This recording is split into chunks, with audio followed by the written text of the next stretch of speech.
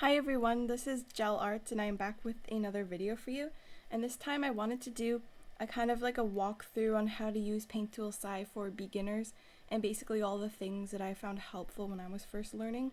So I'm going to start off with the setup and like how to navigate this program.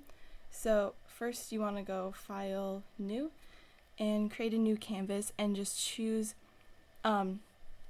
the width, the height, and the resolution, and usually I like to make it fairly large, so at least in the thousands of pixels, and the resolution I like to leave it at 350 for a nice high quality. You can also do some of the presets, and if you want you can name your file there, and I'm just going to name mine tutorial and press OK. And the first thing I like to do is save it. So I'm going to save it into this folder where I save all my drawings. So now that you have your canvas, I'm going to show you how to navigate this program. So on the side part here, where you see the colors, I always like to leave open, like there's different tabs up here. And I always like to leave open the color wheel one, but then there's other options. There's this one where you can choose the colors on this slider here. Some people like to use this. It can help you see like what colors go well with the one you're currently selected on. I don't really use it that much, so I'm going to leave it off. There's this one, which is another way of selecting colors. I always use this ring though. I find it very helpful. And there's this one where you can actually paint bucket in different colors on the side and see how it is, what it's like to blend them together. So say I chose green, I could fill it in on that side, and then I choose pink, I could fill it in there, and then I could find what it's like to go from a gradient between the two colors. I find this really useful when I want to get a certain color palette sometimes, but I don't use it a whole lot. And then there's this one where you can actually fill in swatches. I'm not quite sure how to actually put the color in there because I don't really use that tool too often.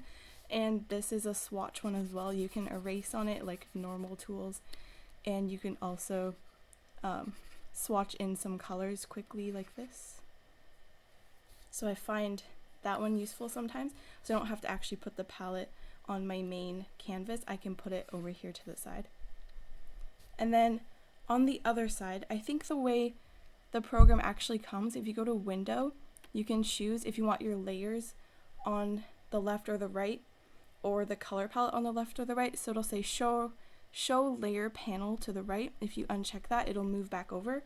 I think the program comes in this setup, but I like to move it over to the other side because that's what I'm used to for Photoshop, but you can play around with the settings and switch it up to however you like to do it.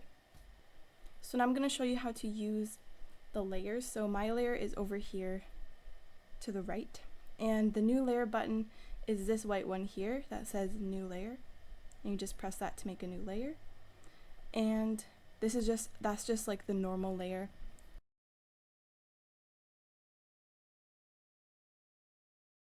I'm just going through like the basics of this, and you can draw on that layer and do whatever.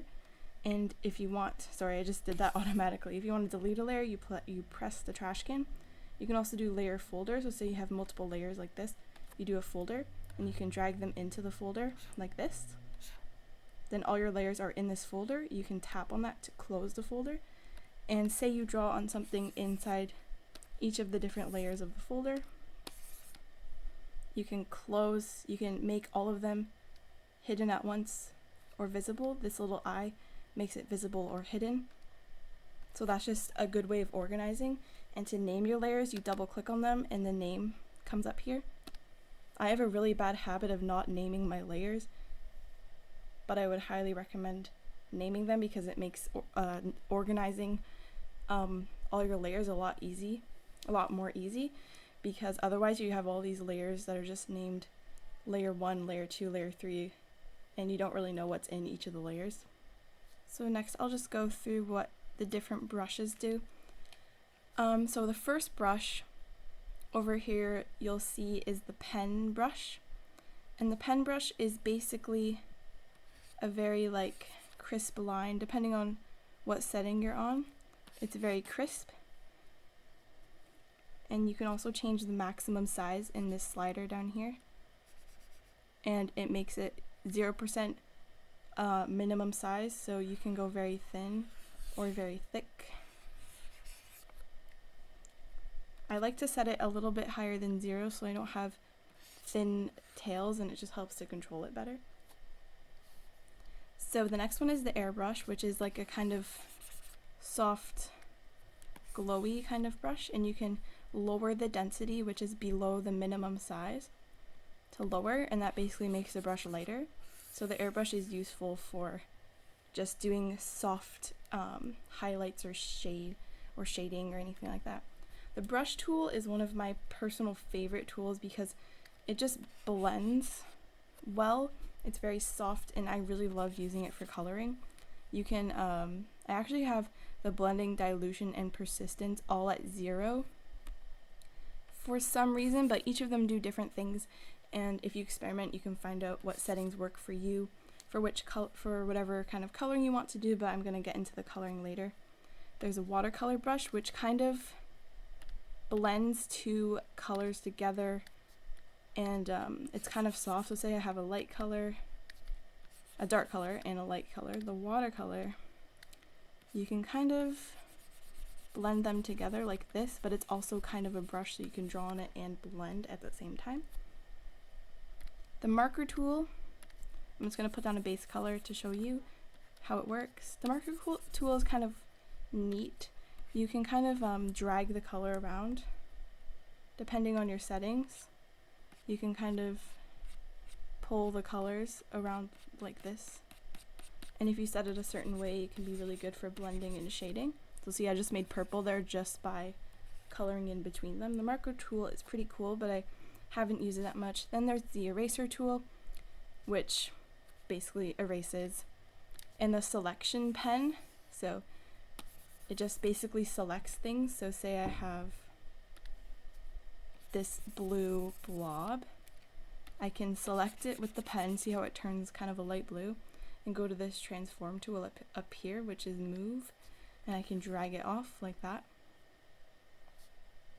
So the selection pen is a very useful tool. If you want to get rid of your selection, go to selection clear, and it's gone, and I'm just going to delete that. There's also the select erase, which basically erases the selection, so I can select this, then I can erase the selection with this. It's very, very useful. I use it a lot. The bucket tool basically fills the whole layer with the solid color. And there's something called the legacy pen, and it's basically very pixely. You can't tell, but I'm going to zoom in very, very closely and show you what it looks like. It's kind of pixely like this. So you can do pixel art on SAI using this tool. And a quick tip about the legacy pen: if you want to just erase a pixel, go up to here where your color is selected. You'll see the blue and the white. I might have to somehow zoom in to show you, but then you just click on exchange normal to transparent color, what I'm highlighted on here, and you press that, and it actually basically acts as an eraser now. So the brush becomes an eraser, and it makes it transparent rather than adding the color. And that was a very useful tip that I found out, and I thought you should know, because it can be quite useful if you use it a certain way, especially if you want your eraser to look like your brush. If you want to take off part of your brush stroke, but you want it to look the same as the brush and not just erase in a solid line, that's what that's good for. And if you ever wanted to duplicate a brush, just right click on it and do duplicate. And when you click that, it'll make a new brush. You can double click that, rename the brush, and play with the settings down here. And that way you have your own customized brush. If you want to delete it, you right click on it and do delete. And it'll say, are you sure? And say yes. So that brush is gone. As you can see, I haven't really duplicated any. Oh, I've only duplicated one brush, but I really only use the one brush, and I play with the settings as I go. I usually play with the density and the size, and the minimum size, because the minimum size controls how small it can get. So if it's set higher, it won't get very small, but if you set it lower, by small I mean thin, then you can make it thinner. based on the pressure of your pen, assuming that you're using a tablet for this. So that's kind of the basics of like working your way around the program, just like for the setup and the layers and the tools. So now I'm going to show you some tips that I have when you're sketching. So usually I like to sketch in black, but you can sketch in really whatever color you want to sketch in. I usually, there's this tool called the stabilizer. It's up here in this top bar, and when you drop it down like this, basically the higher the number, the more stable your lines will be, but you can't draw as quickly. So I'll usually lower it if I'm sketching to about maybe 10, but when I'm doing line art, I'll do 15. So let me just show you the difference. The highest stabilizer option is S-7.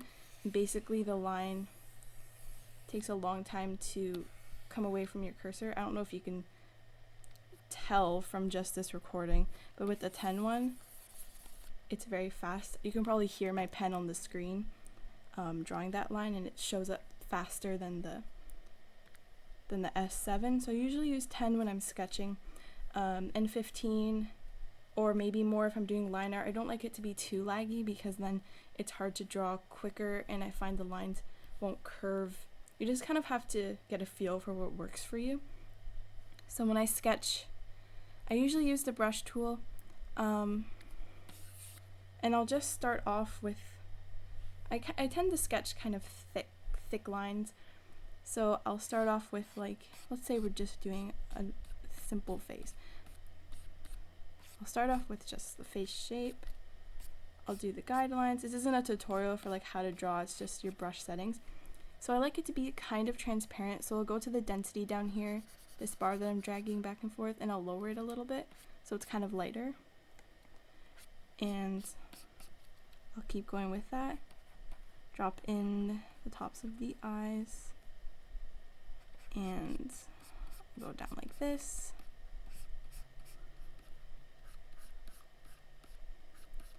This program may seem complicated at first, but it's really one of the simplest programs I have ever used. It can take a while to learn anything, and this is no exception. So with patience, you will be able to learn how to use this program quickly, and it'll just become second nature. So now that I'm sketching, I realize there's a few things I don't like about this as I'm going. So I'll erase some parts, change it up, like the eyes are way too high, so I'll go to my select pen, I'll select the eyes, and I'll go to my transform tool, this one that's highlighted over to the right, over to the left, and I'll move them down. Selection clear, and then I will kind of just draw over top, move it down like this, draw in the neck, the shoulders, and just finish it off like this. Quickly sketch in the eyebrows, the hairline,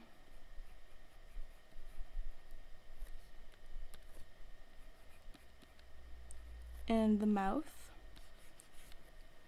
And at this point, it's very, very messy, and then usually I'd want to go over it again to refine it. So what I do for that, there's two different ways that I would recommend doing it. So you can go over to the right where your layers are, where it says opacity, and you can lower the opacity so it becomes lighter. And then that way you can make a new layer over top of it. Oh, sorry, I'm on the eraser tool right now. You can make a new layer over top of it and draw over it, and then you can make cleaner lines while you do that. But another way I almost prefer is to go to your original sketch layer, and underneath where it says opacity, it'll say preserve opacity, and when you check that box, it means basically you can only color on the part that you've drawn. So I can make it whatever color I want just by going like this. And the one thing you want to be careful with preserve opacity is, let's say I have like a darker background, so you can see what I'm talking about. Oh, that's too dark. I want it to be gray so you can see the white that I'm talking about. So if you leave it on preserve opacity but you decide you want to erase something, it's going to turn white. So just make sure you uncheck the preserve opacity and then you can erase it. That's just one thing to keep in mind. So I'm going to hide the darker background. And now that this, I might actually want to make this a little bit of a lighter color. Like this, I don't know if this is cyan or like, I don't really know what you'd call that color, but it's like a light turquoise. So now I can go in with black and I won't be confused with the lines underneath at all. So I'm going to do another loose sketch over top.